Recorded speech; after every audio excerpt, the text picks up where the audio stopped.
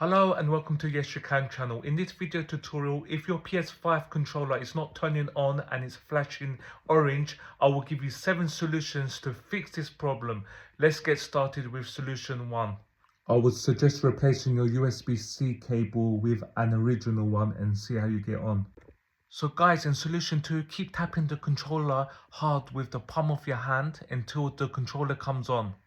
In the third solution, I want you to hold down the share and the PS button both together until the controller turns back on. In the fourth solution, there is a small pinhole reset button on your controller. Press that with a pin until your controller resets and tell me how you get on.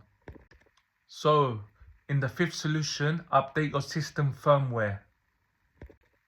In the sixth solution, unplug your cable, your power cord, and wait up to 60 seconds. After 60 seconds, I want you to keep pressing the power button 5 times. Now connect your power cord and press the power button and the disc button 5 times together until your controller comes on. In the last solution, the seventh solution, I would recommend replacing your internal battery on your controller, as it may be defective, hence the orange light.